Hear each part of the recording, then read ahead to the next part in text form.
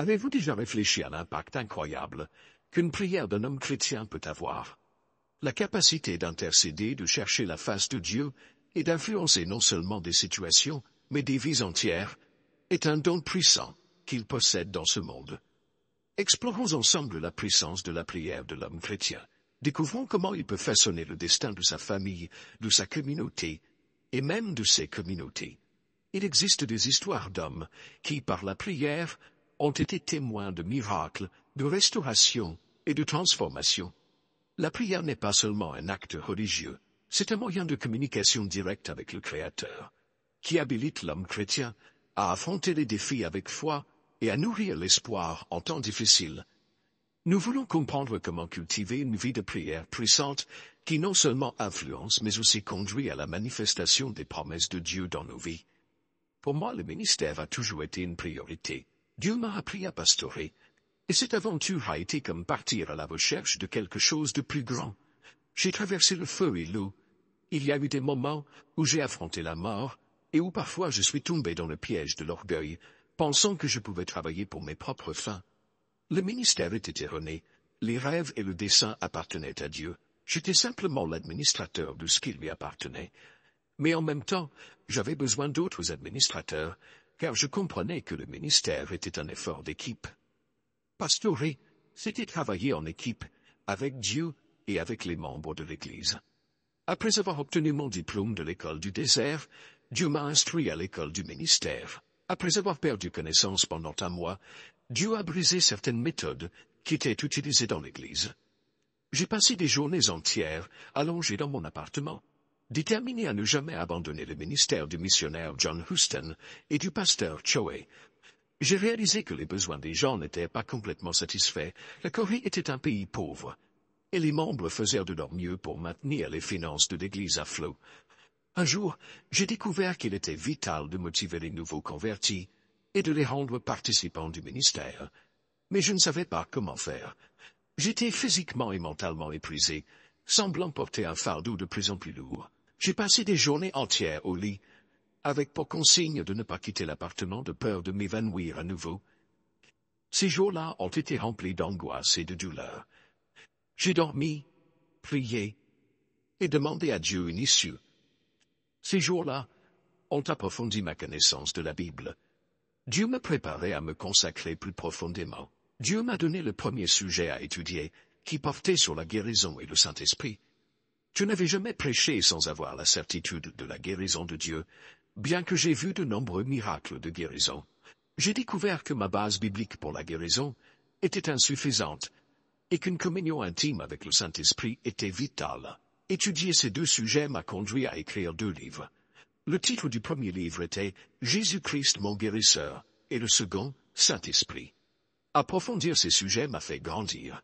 J'ai eu le privilège de connaître plus intimement la 3e personne de la Trinité. En tant que chrétiens, nous avons le devoir d'avoir communion avec Dieu le Père et Dieu le Fils, mais je n'avais jamais entendu parler de la nécessité d'avoir communion avec le Saint-Esprit. J'ai appris que la communion impliquait une relation plus profonde qu'une simple amitié. Selon le dictionnaire, la communion signifie une relation intime basée sur une compréhension profonde et mutuelle, un acte de partage de pensées et d'émotions. Dieu a souligné l'importance de développer une communion intime avec le Saint-Esprit. En d'autres termes, lui parler de mes idées, pensées, anxiétés et émotions. Le Seigneur m'a dit clairement, lorsqu'un couple se marie, l'homme vient habiter chez sa femme et il ne se sépare pas d'elle. Il ne traite jamais sa femme comme un objet, mais partage sa vie avec elle. Je dis cela parce que je veux que votre relation avec le Saint-Esprit soit également ainsi. Pendant 1964 et 1965, j'étais presque tout le temps au lit, et ma relation avec le Saint-Esprit s'est progressivement approfondie. Les livres que j'ai écrits ont été des best-sellers en Corée et au Japon. Mais cette étude n'était que le début de ce que Dieu avait préparé. L'essence de ce que Dieu cherchait à m'enseigner à travers tout cela était que je devais déléguer une grande partie de mon travail. J'ai commencé à réfléchir à la manière dont je pourrais diriger l'Église avec sagesse. Comment pourrais-je pastoriser autant de personnes alors que l'Église continuait de croître? Une fois en communion intime avec le Saint-Esprit, j'ai demandé « Seigneur, que dois-je faire et comment laisser mon peuple partir pour qu'il puisse croître ?» J'étais perplexe. Je ne savais pas quoi faire. Soudain, une autre voix est venue, et m'a dit de laisser mon peuple partir, de ne pas les empêcher de grandir. Oui, Seigneur, mais que veux-tu dire quand tu dis que je devrais les laisser partir pour qu'ils grandissent? La réponse était claire. Je laisse-les apprendre à marcher par eux-mêmes, aide-les à entrer dans le ministère. Ces paroles m'ont amené à étudier la Bible.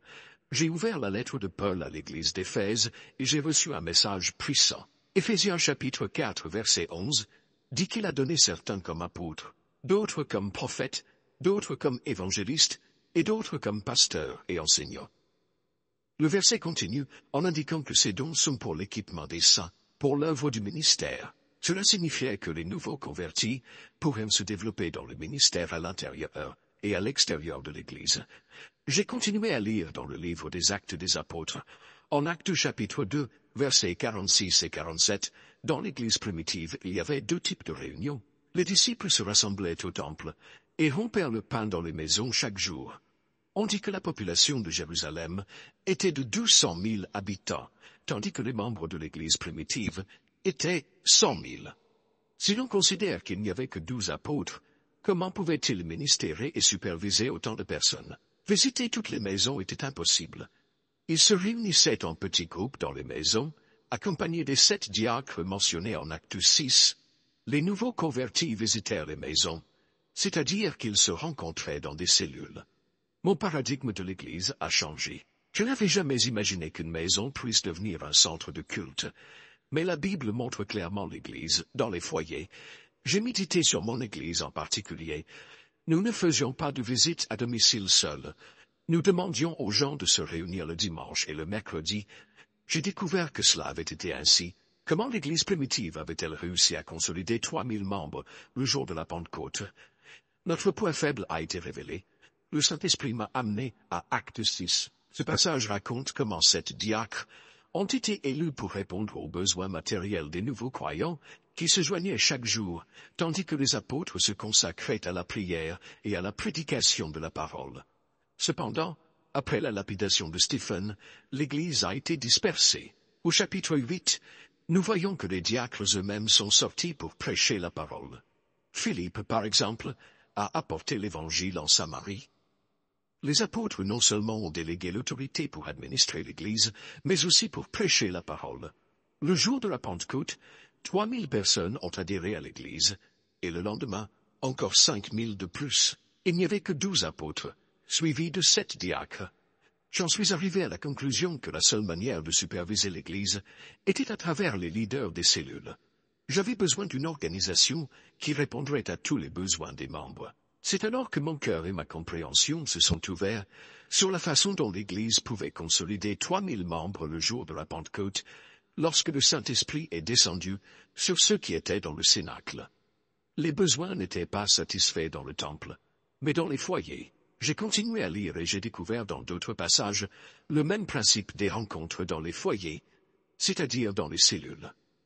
Chez Lydia, Acte chapitre 16 verset 40, chez Priscilla, Acte chapitre 18 versets 3 à 5, et chez Philémon. Philémon chapitre 1 verset 2. Sans aucun doute la Bible contenait de nombreux fondements sur les réunions à domicile. Dans Exode 18, Moïse se battait seul pour juger entre les justes et les injustes dans toutes les disputes.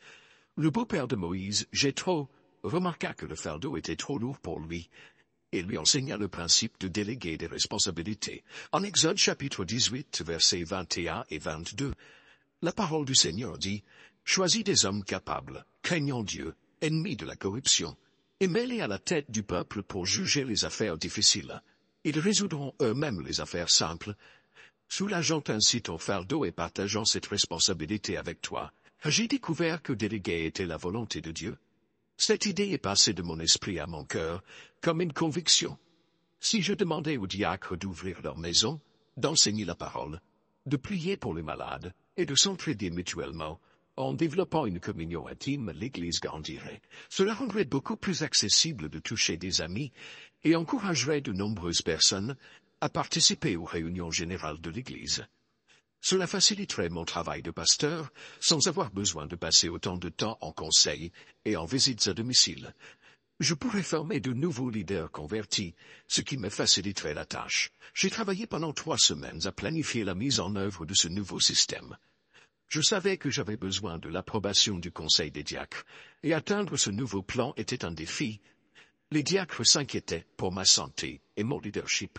Le problème était mon état de santé. Je pouvais sortir du lit, mais j'avais du mal à rester debout. Un médecin m'a conseillé. Votre cœur est très faible et tout votre corps est affaibli.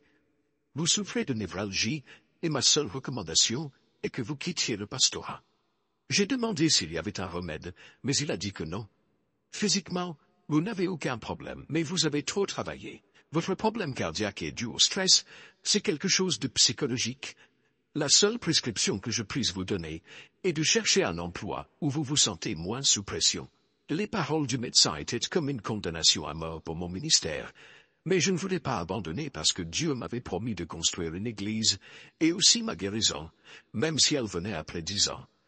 Je faisais plus confiance à Dieu qu'aux paroles du médecin. J'avais seulement 28 ans et mon corps était aussi épuisé que celui d'un vieillard, mais j'étais aussi très enthousiaste. Dieu m'avait montré un nouveau modèle organisationnel pour partager le poids du ministère avec la congrégation. J'avais une forte conviction en moi parce que Dieu me l'avait promis. Le blocage était que je ne pouvais agir comme commandant général et ordonner aux nouveaux convertis d'accomplir la tâche. La congrégation comptait 2400 membres, et chaque fois que je devais apporter un changement, j'avais besoin de l'approbation du Conseil des diacres. Père, c'est ton plan. S'il vient du Seigneur, ils doivent l'accepter. J'ai prié. Un mois plus tard, je me suis retrouvé avec les diacres, et j'ai partagé ce qui était dans mon cœur. Vous savez que je suis malade, et qu'il m'est impossible de conseiller et de visiter des maisons. Je ne peux même pas prier pour les malades. J'ai commencé à leur montrer à la lumière des Écritures les principes des petits groupes que Dieu m'avait donnés. Je leur ai dit qu'ils devaient apprendre à se relever eux-mêmes et à entrer dans le ministère. J'ai présenté les étapes nécessaires pour apporter des changements, et j'ai montré le rôle des cellules, basé sur la Bible. Les opinions n'ont pas tardé à arriver. Un mois plus tard, je me suis retrouvé avec les diacres, et j'ai partagé ce qui était dans mon cœur. Ils ont reconnu que j'avais présenté un excellent fondement biblique, et ils croyaient que cela venait de Dieu. Cependant, ils ont dit qu'ils ne se sentaient pas qualifiés pour accomplir une telle tâche. Un des pasteurs a commenté, « C'est pour cela que nous payons votre salaire. » Un autre diacre a dit, « Je suis un homme occupé, j'ai beaucoup de travail à faire et dans le peu de temps qui me reste, je préfère me reposer en privé. Je ne peux pas diriger les cellules. » Fondamentalement, tous étaient d'accord pour dire que l'idée était biblique, mais ils trouvaient que c'était impraticable. Ils semblaient ne pas pouvoir trouver la bonne voie pour être motivés. Ils n'ont pas rejeté l'idée, mais ils ne l'ont pas non plus pleinement acceptée. Ils étaient convaincus que cela ne fonctionnerait pas. Bien que tous n'aient pas donné leur avis, je savais ce qu'ils pensaient. Ils trouvaient inapproprié que je leur demande d'entrer dans le ministère, alors qu'ils remplissaient déjà cette obligation. Je me sentais mal à l'aise parce qu'il était possible qu'ils pensent que je délègue ma tâche en raison de mes limitations physiques. Personne n'a exprimé cette idée, mais j'ai entendu peu après que quelqu'un qui avait assisté à la réunion ne rejetterait pas non plus cette idée si je présentais une lettre de démission. J'ai également dû envisager cela à tout moment. Il était possible que je rencontre le pasteur, à qui j'ouvrais toujours mon cœur pour lui dire ce qui se passait. J'ai déchargé tout ce que j'avais après un temps de prière et d'étude de la parole. Nous avons parlé des différentes possibilités de réaliser ce ministère et de l'idée d'utiliser les femmes comme leaders. Au cours d'un moment de prière et de méditation, la pasteur a exprimé son idée. Je suis sûr que Dieu nous a montré cela. Je pense que nous devrions réunir les femmes pour présenter cette nouvelle proposition. J'ai hoché la tête, mais qui l'accepterait? Je n'ai pas non plus fait exception. Et il m'était difficile d'accepter cette idée de comment les femmes pourraient diriger des groupes. En premier lieu, la Bible a affirmé en 1 Timothée chapitre 2 verset 11 que la femme doit apprendre en silence, en toute soumission. En tant qu'oriental, j'avais une compréhension particulière des paroles de Paul à Timothée. L'apôtre a écrit ce message en tenant compte de la mentalité orientale. C'est pourquoi, lorsque mes yeux sont tombés sur cette partie des Écritures, je l'ai immédiatement reliée à ma culture dans l'Église coréenne. Les hommes s'asseyaient à droite du temple, en regardant depuis l'entrée, et les femmes à gauche. Au milieu, il y avait un voile les séparant.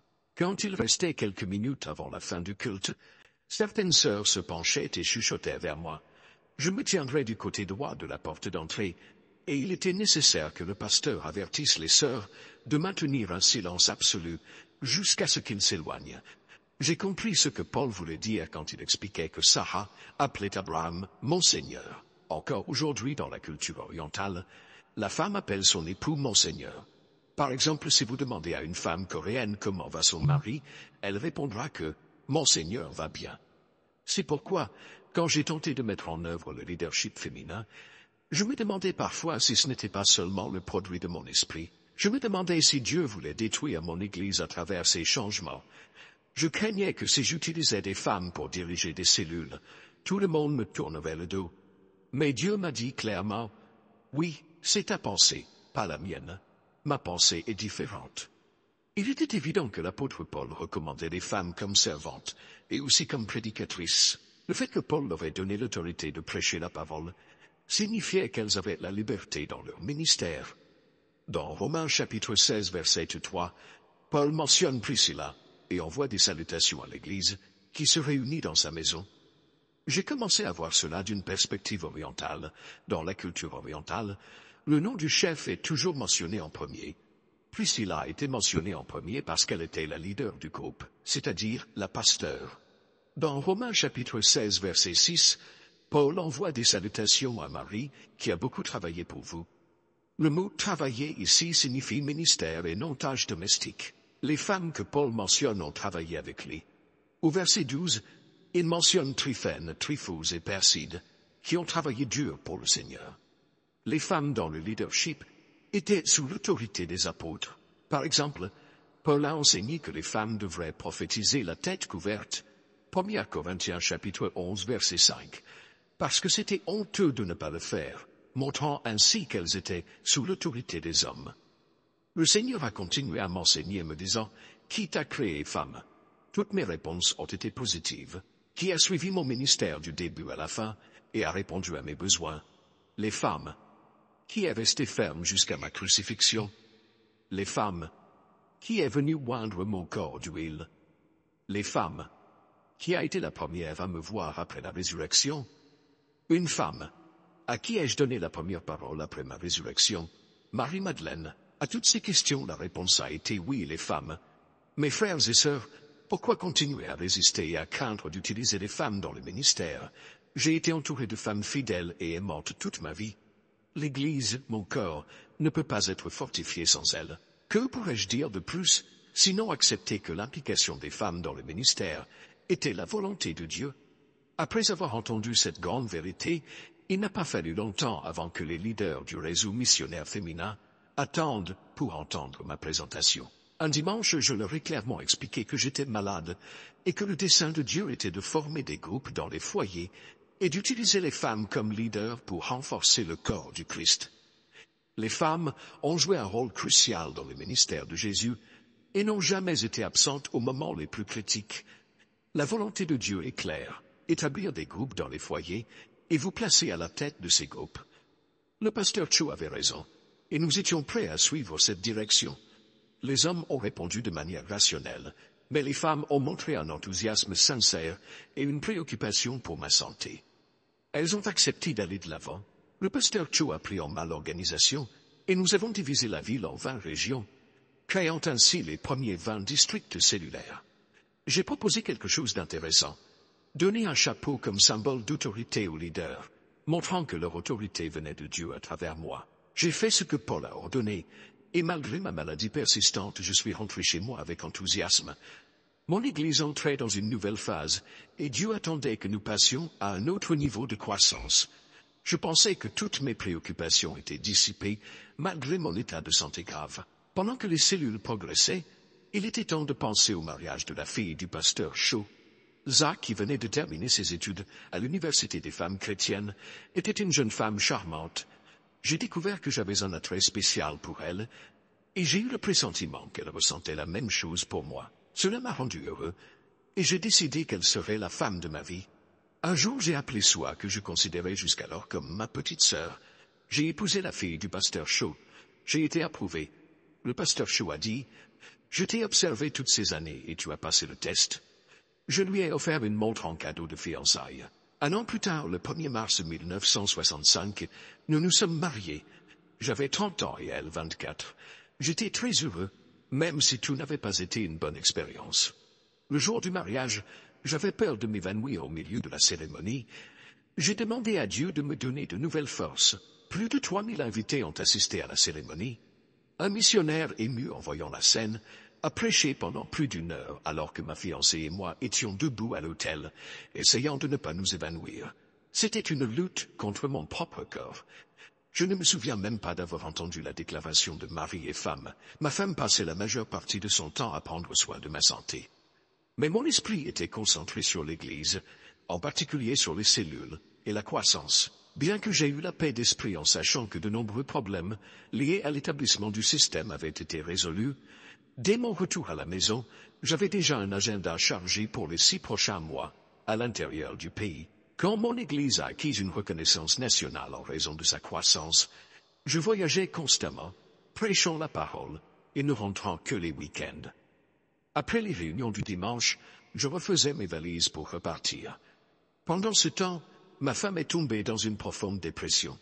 Le seul cadeau que je lui offrais était une valise pleine de vêtements sales. J'ai eu pitié de l'avoir fait porter le fardeau d'être la femme d'un pasteur.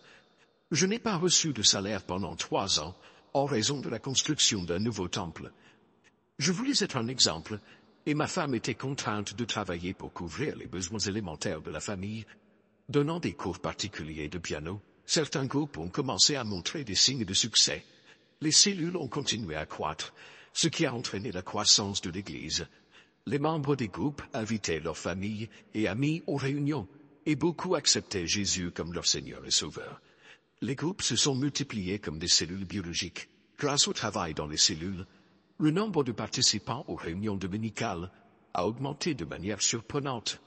À mesure que le nombre de cellules augmentait, l'Église ressentait le besoin d'embaucher plus de pasteurs pour superviser les cellules et de nommer davantage de leaders pour ces groupes.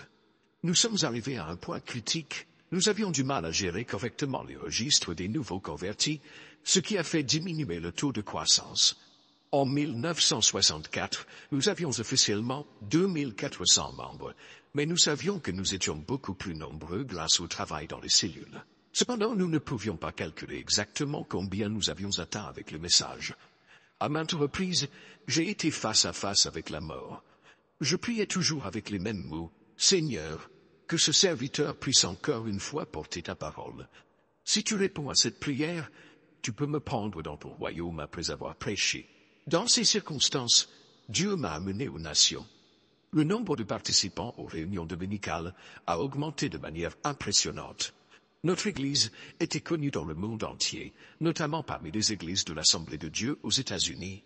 C'est à ce moment-là que mes yeux se sont ouverts et que j'ai pu voir le monde entier sous la forme de cellules. J'ai été élu président des Assemblées de Dieu en Corée du Sud et j'ai eu le privilège de servir en tant que membre du Conseil lors des conférences mondiales pentecôtistes tenues en CEIU et au Brésil. Nous avons mis en place un programme de mission et aidé les missionnaires à mettre en œuvre le système cellulaire dans leurs pays respectifs. L'Église continuait de croître, mais ma santé n'était pas stable. Je m'évanouissais à des moments inattendus. Une fois à l'aéroport de Tokyo au Japon, une autre fois aux Assemblées de Dieu aux États-Unis et aussi à Singapour. Je ressentais de la peine pour mon épouse. Je priais pour les malades et j'ai vu de nombreux miracles de guérison. En moi-même, je disais, Seigneur, je te prie aussi de me guérir. Dieu avait dit que ma santé s'améliorerait progressivement jusqu'à une guérison complète, mais j'ai dû attendre 10 ans. Pendant ce temps, j'ai traversé beaucoup de douleurs et de souffrances. J'ai réalisé que rien n'était sous mon contrôle. Mon seul but dans la vie avait été le succès. Même dans le ministère, mon désir était de construire la plus grande église de toute la Corée. Il est venu un moment où ni le succès ni l'ambition de construire une grande église n'avaient de sens. C'était entre les mains de Dieu et je me confiais à chaque seconde, chaque mouvement, chaque pas, chaque souffle de ma vie, celui qui a montré de la compassion pour moi. Maintenant, je sais que ces jours-là étaient des moments de brisement. Il est important pour le leader d'être brisé. Si le leader n'expérimente pas cela, il ne peut jamais guider le peuple de Dieu comme pasteur. La peur les dominera et un leadership ininterrompu tombera dans le piège de l'argent. Dieu utilise une personne selon le niveau de son abandon. Il aura peur de perdre sa position et son autorité. Il se méfiera de son pouvoir et ne déléguera jamais son autorité. Dieu utilise une personne selon le niveau de son abandon. Maintenant, je réalise que Dieu ne peut utiliser une personne que lorsqu'elle est complètement brisée et qu'elle cesse de se fier à sa propre force. Bien que j'ai reçu une guérison complète, j'ai découvert que mon être n'était qu'un grain de sable insignifiant en présence de Dieu. À la fin de mes 10 années de grande souffrance et de douleur, Dieu a révélé ma vision pour construire un exemple du projet. L'accent serait mis sur l'île de Yoido, qui jusqu'à ce moment-là était un endroit désert.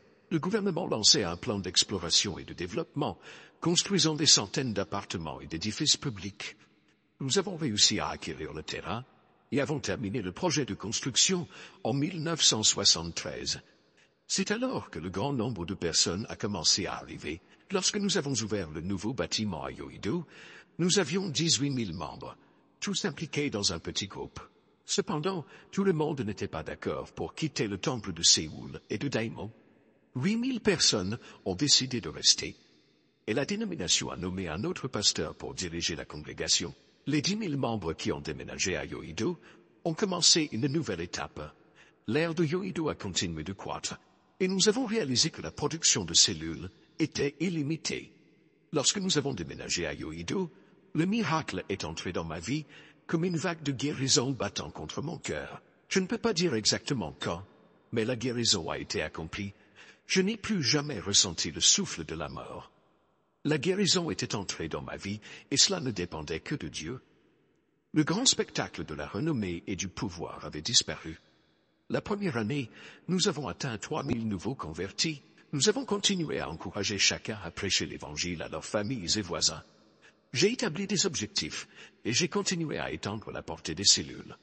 Je rêvais de remplir le nouveau temple de Dieu, et cela m'a motivé encore plus à continuer de crier pour la croissance. Quelques années plus tard, nous avons atteint une moyenne mensuelle de plus de 3 000 décisions de foi.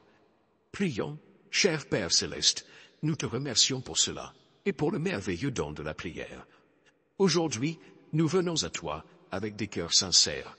Reconnaissons ta souveraineté et ton amour infaillible pour nous.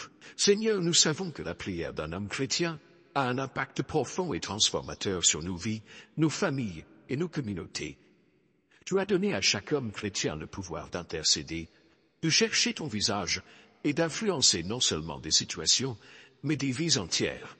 Nous te demandons, Seigneur, de fortifier chaque homme chrétien dans sa vie de prière, qu'ils expérimentent une communion plus profonde avec toi, que leurs requêtes soient selon ta volonté et que leurs intercessions apportent réconfort, guérison et restauration à ceux qui les entourent. Qu'ils soient une lumière au milieu des ténèbres, des instruments de ton amour et de ta grâce, dans un monde qui a tant besoin de toi, que leur vie soit un témoignage vivant de ton pouvoir transformateur. Partagez cette vidéo bénie pour qu'elle puisse toucher et aider d'autres personnes comme vous et moi. Vous souhaitez approfondir encore davantage votre foi et votre prière? Téléchargez notre e-book exclusif sur comment renforcer votre spiritualité de nos jours. Le lien se trouve dans les commentaires ci-dessous. N'oubliez pas de cliquer sur le bouton s'abonner si ce n'est pas déjà fait. Merci du fond du cœur de faire partie de notre communauté de foi. Si vous souhaitez soutenir un peu plus notre chaîne, envisagez de devenir membre de notre chaîne. Je vous laisse ici 2 autres vidéos pour que vous puissiez continuer votre cheminement spirituel et votre croissance dans la foi. Merci et que Dieu vous bénisse tous. À bientôt.